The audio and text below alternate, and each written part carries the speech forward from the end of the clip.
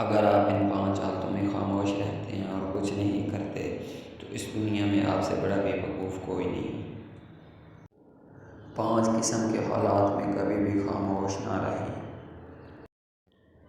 جب بھی کوئی آپ کے دین اور آپ کے نبی کی توہین کر رہا ہو تو اس وقت کبھی بھی خاموش نہ رہیں، بلکہ اپنے نبی کی ناموس و عزت کی خاطر نکلیں۔ جب کوئی کسی پر ظلم کر رہا ہو تو اس کو بزور بازو روکیں۔ اگر یہ نہ ہو سکے تو کم از کم اپنی زبان سے کچھ بول دیں، لیکن خاموش نہ رہیں۔ جب کوئی آپ کی عزت اور خود مختاری کو چیلنج کرے تو دشمن کے سامنے چٹان بن کر ڈٹ جائیں، لیکن خاموش نہ رہیں۔ جب کوئی حق کی بات کر رہا ہو تو حق کے ساتھ کھڑے ہو جائیں اور باطل کا مقابلہ کریں، لیکن خاموش نہ رہیں۔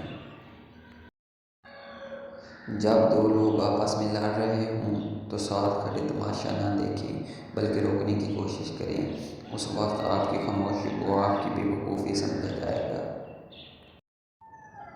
ان 5 حالتوں میں خاموش رہنے والا، نیوٹرل رہنے والا خود کو مسلمان کہلانے کے قابل نہیں، کیونکہ مسلمان اپنی غیرت و عزت اور اپنے نبی کی ناموس کے لیے مر مٹ جاتے ہیں۔ رات کی خاموشی کے آنسو کسی ضدی بچے کی طرح اپنے رب کی بارگاہ میں بات منواتے ہیں، اور اللہ اس لاڈلے کی بات کبھی رد نہیں کرتا۔ جب انسان پر اچھا وقت آتا ہے تو وہ بھولنے والی چیزوں میں سب سے پہلے اپنی اوقات بھولتا ہے۔ احمق شخص میں بات کو سمجھنے کی صلاحیت کم ہوتی ہے، اس لیے وہ زیادہ بولتا ہے اور کم سنتا ہے۔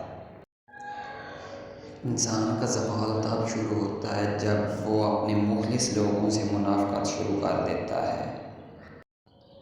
سانپ کے بچے بھی سانپ ہوتے ہیں جو اپنی فطرت پر ہی پروان چلتے ہیں۔ دوستو، ویڈیو بنانے میں بہت زیادہ محنت لگتی ہے، چینل کو سبسکرائب کریں، اس سے آپ کو کوئی نقصان نہیں ہوتا۔ بہت شکریہ۔ خدا حافظ۔